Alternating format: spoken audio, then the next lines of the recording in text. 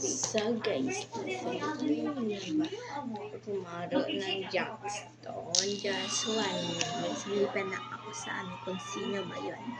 Just wait ko or iba na tao. Okay? Just 1 minute hour.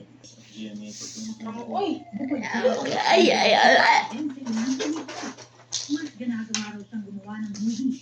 Lalo na recently, pinaramalala si Alden ng Box Office Entertainment Awards 2024 bilang box office king para sa pinagbitahan at dinadus niyang film na 5 breakups and a romance. O ano yan, Sam, o? Sa TV, matama niya ang TV, ha?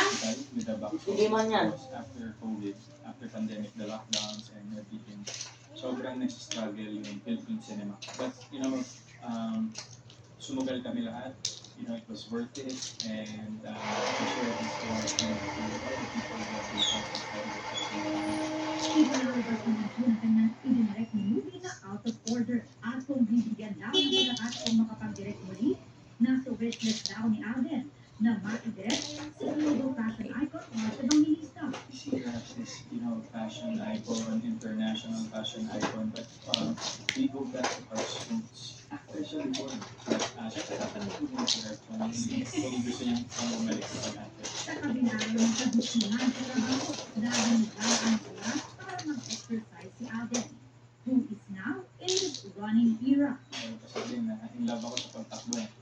But really, it's really more of, getting into shape, since adult na tayo, and your work schedule is very demanding. Mas it pays to really watch your health better than you abuse your body. Bobby Carabel, updated sa showbiz happenings. Out na, bye-bye!